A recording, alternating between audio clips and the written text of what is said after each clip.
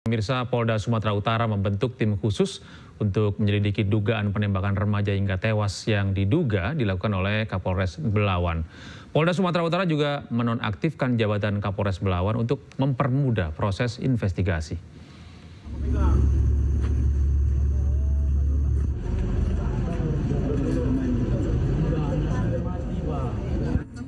Polda Sumatera Utara membentuk tim khusus pasca penembakan seorang remaja hingga tewas yang diduga dilakukan oleh Kapolres Pelabuhan Belawan AKBP Olowan Siahaan. Tim khusus terdiri dari petugas Irwasda, Propam, Direskrimum, dan Datlanfor. Polda Sumut telah menggelar olah TKP dan pastikan penyelidikan akan dilakukan secara transparan. Polda Sumut juga telah berkoordinasi dengan Mabes Polri untuk menonaktifkan AKBP Olowan dari jabatannya agar bisa fokus menjalani pemeriksaan. Pemeriksaan AKBP Olowan juga akan melibatkan Kompolnas. Jika AKBP Olowan memang terbukti melakukan pelanggaran, tentunya akan dijatuhi sanksi sesuai ketentuan yang berlaku. Untuk itu kami memohon melaporkan dulu kepada Mabes Polri untuk bisa memeriksa Kapolres secara transparan dan meminta restu dulu dari Mabes Polri untuk bisa nonaktifkan dulu Pak Kapolresnya, diperiksa dulu ya, karena ini kita kan harus transparan ya, jangan mengganggu pelayanan Kapolres di sana. Kami masih mohon arahan dari Mabes Polri untuk menonaktifkan terlebih dahulu Kapolresnya untuk dilakukan pemeriksaan. Ini demi transparansi. Ya. Satu SOP yang jadi pegangan bersama ya terkait bagaimana penggunaan senjata api, ya bagaimana termasuk ancaman dan sebagainya, yaitu nanti kami akan teliti dengan detail sehingga kita bisa mendudukkan persoalannya di mana. Kalau ada ancamannya karena apa, ya. Kalau memang ada ancaman, tindakannya kayak apa. Berikutnya, kalau ada tindakan terukur ataukah tidak. Kalau sudah terukur, bagaimana akuntabilitas pertanggungjawabannya. Misalnya dalam konteks yang paling ujung, akuntabilitas pertanggungjawabannya itu apakah ada pelaporan penggunaan senjatanya misalnya. Habis digunakan dia dilaporin enggak, pelurunya berapa, sidik jarinya gimana dan sebagainya. Lah itu ada semua. Lah itu ya nanti juga kami akan dalami. Penembakan yang dilakukan Kapolres Belawan terjadi saat aparat membubarkan tawuran yang terjadi di simpang kantor Camat Belawan. Tawuran semakin memanas di mana para pelaku melakukan aksi anarkis dengan menyerang kendaraan yang ditumpangi Kapolres Pelabuhan Belawan.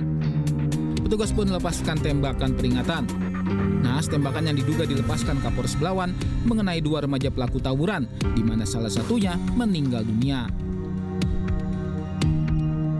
Dari Medan, Sumatera Utara, Yuda Bahar dan Amin Rashid, iNews melaporkan. Rizky Aprilia, mantan anggota DPR RI fraksi PDIP, hadir sebagai saksi pada sidang lanjutan terdakwa Hasto Kristianto di PN Jakarta Pusat. Rizky menangis saat menceritakan diminta mundur sebagai anggota legislatif terpilih Dapil 1 Sumatera Selatan oleh Hasto Kristianto.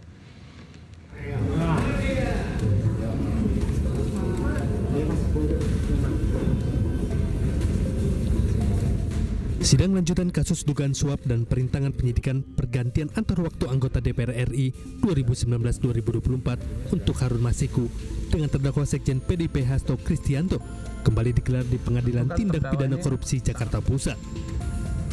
Apa alasan saya disuruh mundur pada saat itu? Karena saya juga kader partai. Mantan anggota DPR RI dari fraksi PDIP, Rizky Aprilia, hadir sebagai saksi menangis terseduh saat menceritakan diminta mundur sebagai anggota legislatif terpilih di Dapil 1 Sumatera Selatan pada pemilu 2019-2024 untuk digantikan dengan Harun Masiku. Terus-terusan kalah. Rizky mengakui bertemu dengan ex-kader PDIP Saiful Bahri di Singapura. Saat itu Saiful yang membawa amplop coklat berisi fatwa Mahkamah Agung meminta dirinya mundur dari Dapil 1 Sumsel atas perintah Hasto. Rizky yang menolak permintaan tersebut kemudian mengkonfirmasi kepada Hasto alasan ia diminta mundur pada 27 September 2019 lalu. Ya, intinya saya disuruh mundur. Saksi diminta mundur sebagai caleg terpilih. Betul. Tujuannya supaya apa? Supaya atas nama saudara Harun Masiku ini bisa menduduki posisi DPR RI terpilih gitu. Untuk Dapil Sumsel 1. Iya.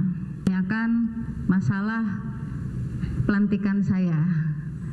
Ya. Pelantikan saya, undangan saya. Ya. Sempat terjadi dialog pada saat itu bahwa saya akan diberikan undangan apabila saya bersedia mundur. Menanggapi kesaksian tersebut, tim kuasa hukum Hasto Roni Talapesi menilai bahwa saksi yang dihadirkan tak bisa menjelaskan terkait dengan peristiwa suap dan tidak ada kaitannya dengan kliennya. Menurut kami bahwa persidangan hari ini juga pun mengungkap bahwa dana operasional itu dari Harun Masiku. Tadi saksi juga mengiyakan karena itu sudah jadi fakta persidangan.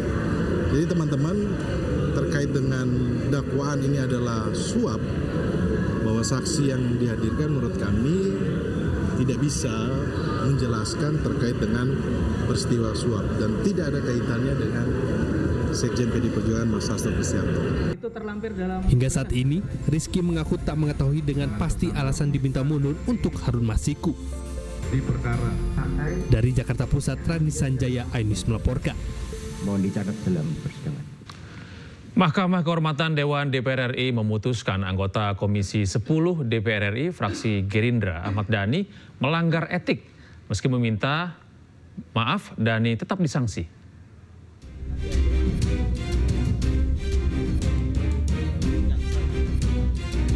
Mahkamah Kehormatan Dewan DPR RI memutus anggota Komisi 10 DPR RI fraksi Gerindra Ahmad Dhani melanggar kode etik pada sidang putusan yang digelar di Komplek Parlemen Rabu pagi. Hal ini buntut dari dua laporan yang diajukan Komnas Perempuan dan musisi Ryan Pono mengenai pernyataan seksisnya saat rapat naturalisasi bersama Kemenpora dan dugaan penghinaan marga. Ahmad Dhani dijatuhkan sanksi ringan berupa teguran lisan dan diminta untuk memohon maaf kepada pelapor dengan maksimal 7 hari setelah putusan. Mahkamah Kehormatan Dewan dan mengadili sebagai berikut.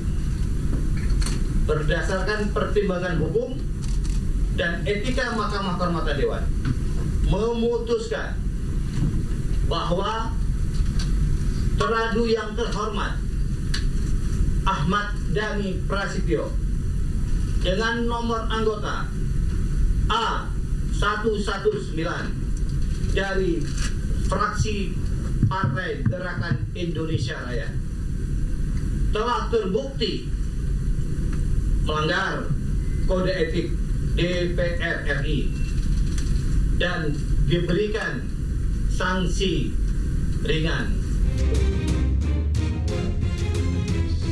Menanggapi kasus ini, Ahmad Dhani pun meminta maaf sekaligus memberikan pembelaan bahwa dirinya berbeda pandangan dengan Komnas Perempuan akan pernyataannya yang dinilai kontroversial.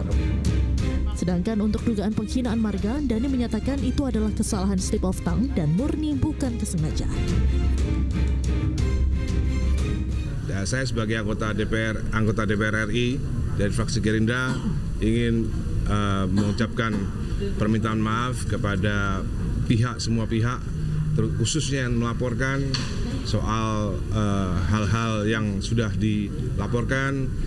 Saya sebagai anggota DPR meminta maaf kepada pelapor dan juga meminta maaf atas segala macam slip of the tongue, ya, dari saya slip of the tongue, salah mengucapkan sehingga ada salah satu marga darah biru yang marah, tidak terima. Sebelumnya Ahmad Dhani dilaporkan atas pernyataannya yang dianggap seksis pada rapat Komisi 10 DPR bersama Kemenpora serta dugaan penghinaan marga Pono. Dari Jakarta, tim liputan iNews melaporkan.